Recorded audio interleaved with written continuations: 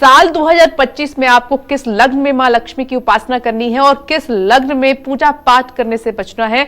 आइए पंडित जी से अब लग्न के बारे में पूछ लेते हैं। पंडित जी बताएं। अगर अब तक आपको नहीं पता था कि खास लग्नों में उपासना करने से आपकी पूजा सफल भी होती है और पूजा का फल भी जल्दी मिलता है, तो चलिए अब मैं आपको बताता हूं कि नए साल में आपको किस लग्न में मां लक्ष्मी की उपासना करनी है और किस लग्न में पूजा पाठ करने से बचना है। देखिए भाई, सीधी सी बात है, स्थिर लग्न में लक्ष्मी की पूजा करने से लक्ष्मी स्थिर होती है। इसी तरह से मेष लग्न में लक्ष्मी साधना करने से धन धान्य की वृद्धि होती है। वृषभ लग्न में किसी भी प्रकार की साधना की जा सकती है क्योंकि वृषभ लग्न एक स्थिर लग्न है, पहले ही बता चुका हूं। मिथुन लग्न में लक्ष्मी साधना या कोई अनुष्ठान नहीं करना चाहिए, इसका बुरा प्रभाव साधक की संतान पर पड़ता है। कर्क लग्न बहुत ही शुभ होता है, इसमें शुरू की गई कोई भी पूजा साधना सफल और सर्वसिद्धिदायक होती है। सिंह लग्न भी शुभ है, इस लग्न में साधना से बुद्धि का विकास होता है। कन्या लग्न में भी लक्ष्मी साधना की जा सकती है। जय मां विंध्यवासिनी। तो कन्या लग्न तक तो बात हमारी हो गई है। अब तुला से मीन लग्न तक हमें किन लग्नों में लक्ष्मी साधना करनी चाहिए और किन लग्नों में लक्ष्मी साधना करने से हमें बिल्कुल बचना है, आइए पंडित जी से जानते हैं।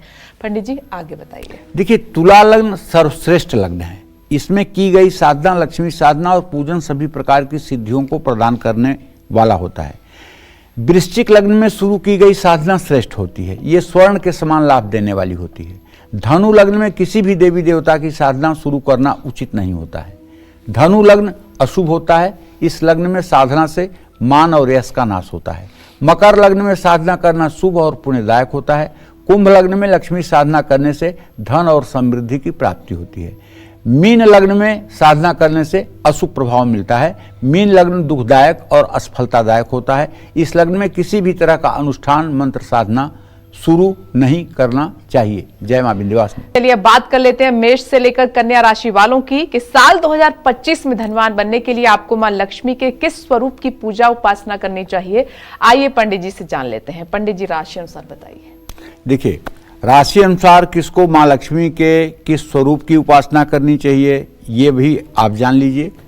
मेष राशि वालों को मां लक्ष्मी के वसुधा स्वरूप की पूजा करनी चाहिए। वृषभ राशि वालों को सिद्ध लक्ष्मी के पूजन करना चाहिए। मिथुन राशि वालों को सौभाग्य लक्ष्मी की साधना करनी चाहिए और कर्क राशि वालों को साक्षात मां लक्ष्मी की ही उपासना करनी चाहिए। सिंह राशि वालों को महालक्ष्मी के कीर्ति स्वरूप की उपासना करनी चाहिए और कन्या राशि वालों को सौभाग्य लक्ष्मी की उपासना करनी चाहिए। ये भैया, अगर इतने रूपों को आप नहीं समझ पाए हैं तो मैं बस आपसे हाथ जोड़ के निवेदन करता हूं कि आप महालक्ष्मी, जो कोल्हापुर की महालक्ष्मी है ना, उन्हीं का चित्र घर में बसा लो और उन्हीं का चित्र दिल में बसा लो और उन्हीं की उपासना में लग जाओ। और जब भी थोड़ी सी अपनी शक्ति सामर्थ्य बने तो एक बार जाकर के माता का दर्शन कर लो। भैया सच कह रहा हूं, एक बार दर्शन करने से 7 जन्मों तक दरिद्रता नहीं आएगी, नहीं आएगी, नहीं आएगी। एक बार अगर श्रद्धा से जाकर के आपने उनका दर्शन कर लिया तो 7 जन्मों तक यदि आप पैदा होते हैं तो आप दरिद्र नहीं होंगे, नहीं होंगे, नहीं होंगे। लेकिन बड़ी विडंबना है, वहां जाने के लिए बड़ा पुण्य चाहिए, वहां जाने के लिए बड़ा पुण्य चाहिए। अगर वहां आप जाते हैं और माता की आप उपासना करते हैं, माता के आप दर्शन करते हैं, माता को आप कमल का फूल चढ़ाते हैं, विश्वास करिए जन्म जन्मांतर की दरिद्रता जल करके राख हो जाएगी। इसलिए मैं अपने सभी दर्शकों से कहना चाहूंगा कि हर समय, कोई ये नहीं कि पूजा में बैठिए तब, हर समय अपने घर की सारी महिलाओं में यदि आप पुरुष हैं तो मां लक्ष्मी को देखें, कन्याओं में मां लक्ष्मी को देखें, अपने मां में मां लक्ष्मी को देखें। विद्या समस्ता स्तव देवी भेदा, स्त्रियां समस्ता सकला जगत्सु। महिलाओं का अपमान करना, महिलाओं को नीचा दिखाना, महिलाओं को प्रताड़ित करना, कन्याओं का अपमान करना और लक्ष्मी की पूजा करना, ये तो वही बात हो गई जैसे कोई राख में हवन करे। इसलिए पहले प्रत्यक्ष लक्ष्मी का सम्मान होना चाहिए। जय मां विंध्यवासिनी। और जल्दी से एक बार फिर से आपको याद दिला देते हैं कि कल साल का आखिरी दिन है, यानी कि 31 दिसंबर है और 2025 आपके लिए कैसा रहे, इसीलिए कल से लगातार आपको कालचक्र देखना है। कालचक्र भविष्यवाणी 2025, जिसमें पंडित जी आपको बताएंगे कि आने वाला नया साल आपके लिए कैसा रहेगा। साल बदलते ही क्या बदलेगी आपकी तकदीर? साल बदलते ही क्या बदलेंगे आपके सितारे? काल चक्र में जानिए मेरी जुबानी 2025 की भविष्यवाणी। 31 दिसंबर से लगातार सुबह 8:50 पर। चलिए अब बात कर लेते हैं तुला से लेकर मीन राशि वालों की। तुला से लेकर मीन राशि वालों को साल 2025 में धनवान बनने के लिए मां लक्ष्मी के किस स्वरूप की पूजा उपासना करनी चाहिए, आइए पंडित जी से जान लेते हैं। पंडित जी बताइए। देखिए, यदि आपकी तुला राशि है तो आपको सिद्ध लक्ष्मी की साधना करनी चाहिए। वृश्चिक राशि वालों के लिए वसुधा लक्ष्मी की उपासना जल्दी कृपा दिलाती है। धनु राशि के जातकों के लिए महालक्ष्मी के जया रूप की साधना करनी चाहिए। और मकर राशि के जातकों को माया लक्ष्मी की आराधना विशेष उपयोगी है।